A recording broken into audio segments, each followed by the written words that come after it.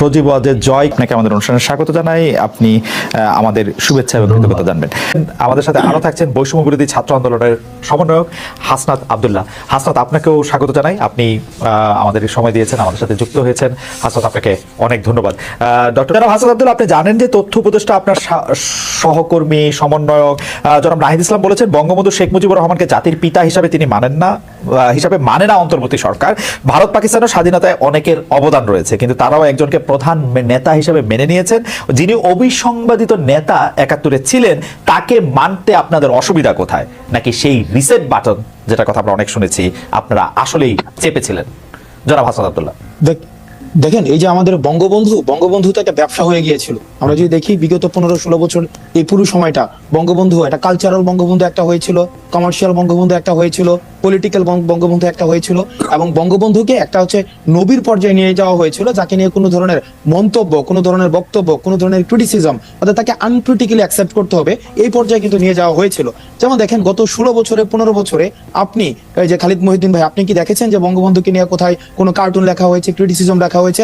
আমরা দেখেছি একে খন্দকার যখন বঙ্গবন্ধুকে নিয়ে একটা কথা বলেছিলেন, তাকে পরবর্তীতে এসে কিন্তু আমরা দেখেছি প্রেস কনফারেন্স করে তাকে হচ্ছে ক্ষমা চেতে হয়েছিল, এবং বলতে হয়েছিল যে বিএনপি তাকে বাধ্য করেছিল যে ৭ই মার্চের ভাষণ নিয়ে ওই ধরনের একটা বক্তব্য দিতে, যে বঙ্গবন্ধু জয় বাংলার পরে জয় পাকিস্তানও বলেছিল।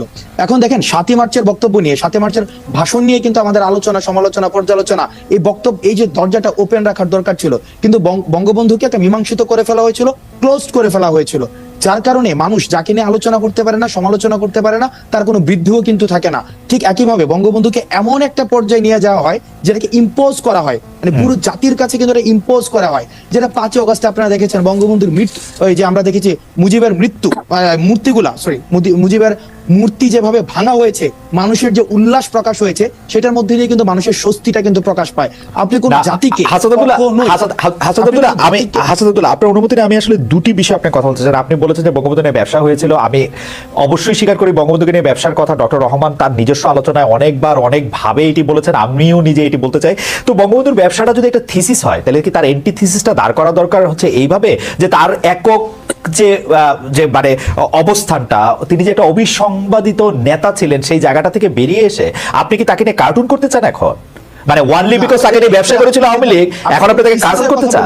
এখন আপনি তার মূর্তি ভাঙার কথা বলেছেন, থিসিসের কথা বলেছেন। আওয়ামী লীগ কিন্তু এন্টি থিসিসের যে রাস্তাটা, সেটা বন্ধ করে দিয়েছিল। এর কথা কখনো বলা হয় নাই, শহীদ নজরুলের কথা কখনো বলা হয় নাই। অর্থাৎ শুধুমাত্র বঙ্গবন্ধু কেন্দ্রিক যে মুক্তিযুদ্ধটা হয়েছিল, কিন্তু আমরা দেখি জনাব হাসনাত আব্দুল্লাহ, আমি আপনাকে একটু অনুরোধ করতে পারি যে আপনার তো অনেকগুলি ভার্সন, আপনি এখন কোন ভার্সনে আসেন আমি ঠিক জানি না, কিন্তু আপনাকে কি আমি দেখতে পারি যে আপনি বলছেন যে তাজউদ্দিন আহমেদ কোর্সের করা ছিল, তাজউদ্দিন আহমেদের পরিবারের থেকে সবাই আসলে সরকারে কোনো না কোনো ভাবে ছিলেন সবসময়। সৈয়দ আশরাফুল ইসলামের কথা, সৈয়দ নজরুল ইসলামের কথা বলেছে, তার পরিবারেরও আসলে মানে সদস্য আওয়ামী লীগের সর্বোচ্চ পর্যায়ে, দ্বিতীয় সর্বোচ্চ পর্যায়ে পর্যন্ত উঠেছিল। এবং আপনি থিসিস, এন্টিথিসিস এবং সিনথিসিসের কথা বলেছেন। আপনি নিশ্চয়ই এটিও জানেন ৭৫ থেকে ৯৬ সাল পর্যন্ত বঙ্গবন্ধুর নাম উচ্চারণ করা পর্যন্ত একটি নিষিদ্ধ জায়গা পর্যন্ত ছিল। আপনারা সবগুলি জিনিসই বিবেচনা করেছেন কিনা? দেখেন, ঠিক একইভাবে যেমন ৭৫ থেকে ৯৬ পর্যন্ত বঙ্গবন্ধুর নাম উচ্চারণ করা নিষিদ্ধ ছিল, ডিজিটাল সিকিউরিটি অ্যাক্টে বঙ্গবন্ধুকে নিয়ে কোনো ধরনের, যেটাকে তথাকথিত, যেটাকে আমরা বলি যে হবে, মানে বঙ্গবন্ধুর যে কন্ট্রিবিউশন ক্ষুণ্ণ করা হবে, এমন ধরনের বক্তব্য দেওয়া যাবে না, ডিজিটাল সিকিউরিটি অ্যাক্টে কিন্তু ছিল। সেই আইন পাল্টান বঙ্গবন্ধুকে যেভাবে উপস্থাপন করা হয়েছিল, সেটা কিন্তু প্রশ্নবিদ্ধ। এখন ইতিহাস কিন্তু ম্যাথস না, ইতিহাস কোনো এটার অবজেক্টিভ অ্যানালিসিসের জন্য ডোরটাকে ওপেন রাখতে হবে, এবং এটাকে আমরা কোনো ধরনের ম্যাথসের মতো কনক্লুশনে যেহেতু আসতে পারি না, বা এটার কোনো ধরনের সলিউশন নাই, সেটা সবার পলিটিক্যাল হিস্সা, সেটার হিস্টোরিক্যাল হিস্সা সবাইকে ইকুয়ালি দিতে হয়, যেই রাস্তাটা যেটা আওয়ামী লীগ নিজে বন্ধ করে দিয়েছে। এবং আমরা মনে করি আপনারা কি সেই রাস্তাটা খুলছেন নাকি সেই বন্ধ রাস্তার পাশে? আচ্ছা, আপনারা কি সেই রাস্তা খুলছেন নাকি সেই বন্ধ রাস্তার পাশে আরেকটা বন্ধ রাস্তা করছেন? দুটি না, আমরা কোনো বন্ধ রাস্তা করছি না। এখানে জাতির পিতা হিসাবে যেভাবে চাপিয়ে দেওয়া হয়েছে, এটাকে পারিবারিক একটা টেন্ডার হিসাবে চালানো হয়েছে, পারিবারিক টেন্ডার, শেখ রাসেলের নামে জন্মদিন, এই যে পারিবারিক টেন্ডার চালানো হয়েছে, ফজলুদ্দিন নেসার নামে জন্মদিন, এভাবে একটা পরিবারের মধ্যে মুক্তিযুদ্ধটাকে কুক্ষিগত করা হয়েছিল। আমরা সেই ডোরটাকে ওপেন রাখছি, অর্থাৎ সবার যে ঐতিহাসিক হিস্সা সবাই ইকুয়াল প্রপোর্শনের ভিত্তিতে পাবে, আমরা সেই চর্চাটা আমরা করতে। মানে আপনি মনে করছেন যে বঙ্গবন্ধু এবং অন্যান্য আরো ৪-৫ জনের সমান হিস্সাই পাওয়া উচিত, মানে ইকুয়াল সবার, মানে everyone involved in the liberation মানে ওয়্যার ইকুয়াল, মানে আপনি বঙ্গবন্ধুর ইকুয়াল আর কাকে কাকে 1971 সালে বাস্তবতা বঙ্গবন্ধুর ইকুয়াল আর কাকে কাকে মনে করেন যে তার সমান পাওয়া উচিত? প্রতিষ্ঠিত করেছে, একাডেমিক ভাবে প্রতিষ্ঠিত করেছে। কারণ হচ্ছে আওয়ামী লীগের আমলে ওদের আওয়ামী লীগের আমলে সংখ্যালঘুদের জমি, আওয়ামী লীগের আমলে সংখ্যালঘুদের জমি নিয়ে সংখ্যালঘুরা ভয় থাকে, আর যখন আওয়ামী লীগ ছাড়া অন্য কেউ ক্ষমতায় আসে তখন তাদের জান নিয়ে তারা সংকটে পড়ে, তাদের জীবন নিয়ে তারা সংকটে পড়ে। খালেদ ভাই, আমি হচ্ছে শেষ মানে সেন্টেন্স কমপ্লিট করার পরে যদি বলেন আমার জন্য সুবিধা।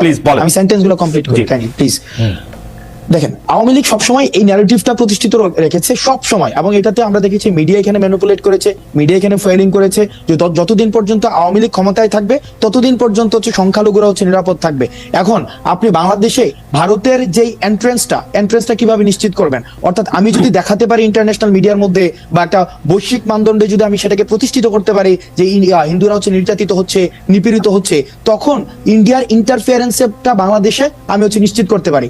আওয়ামী লীগ এই পয়েন্টের মধ্যে সব সময় এই ভোট ব্যাংকে, মাইনরিটি ভোট ব্যাংকে আওয়ামী লীগ ফুয়েল করেছে যে দেখো যে আমি যদি ক্ষমতায় থাকি, আমাকে যদি তুমি ক্ষমতায় টিকিয়ে রাখো, আমি হচ্ছে সবসময় তুমি শেল্টার দিব।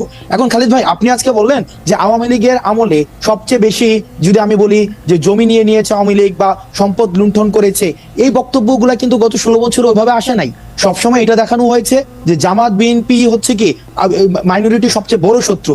এখন কিন্তু হাসান সরি, আবারও আপনি বাক্য শেষ করার আগে আমি একটু বলি, হাসান আপনি বাক্য শেষ করার আগে বলি যে আপনার এই কথা কি ঠিক গত 16 বছরে সেটা আসে নাই? আমার কিন্তু স্পষ্ট মনে আছে হিন্দু বৌদ্ধ ঐক্য মানে কি ওই পরিষদের পক্ষ থেকে এবং চট্টগ্রামের যে অ্যাডভোকেট রানা দাশগুপ্ত কিন্তু বারবার ব্যাপারগুলি সামনে এনেছেন।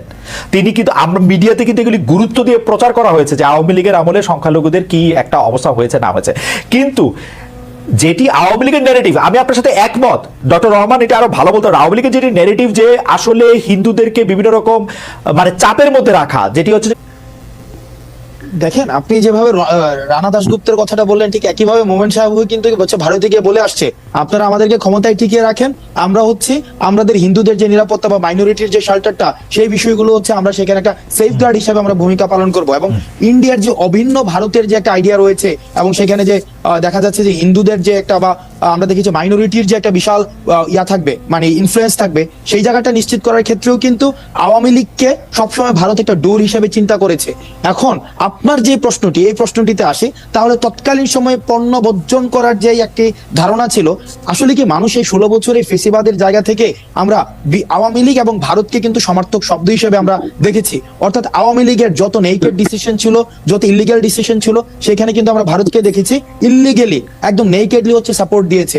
সেই জায়গা থেকে আমরা ভারতকে যতভাবে আমাদের রাস্তার জায়গা থেকে আমাদের স্ট্রিট ফোর্স হিসাবে, স্ট্রিট ভয়েস হিসাবে আমরা যতভাবে ভারতকে কন্ডেম করার আমরা সুযোগ পেয়েছি, আমরা সেই জায়গায় সেই চেষ্টাটি করেছি।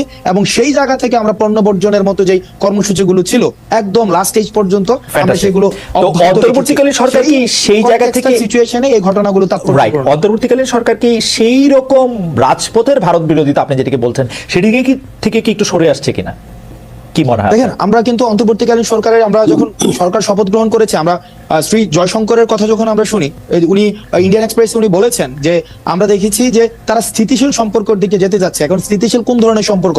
আমাদের যে কমার্শিয়াল সম্পর্ক, আমাদের দেখেন একটা দেশের সাথে আরেকটা দেশের কমার্শিয়াল সম্পর্ক বা যেই ধরনের আমরা বলি যে ডিপেন্ডেন্সি, এগুলো কিন্তু ভারত আমাদেরকে এই যে কমার্শিয়াল সম্পর্কগুলো এমন না যে তারা হচ্ছে একদম আমাদেরকে হেল্প করছে, এটা কিন্তু হেল্প না, এটা হচ্ছে এক ধরনের আমার উভয় দেশে হচ্ছে এখানে বেনিফিটেড হচ্ছে।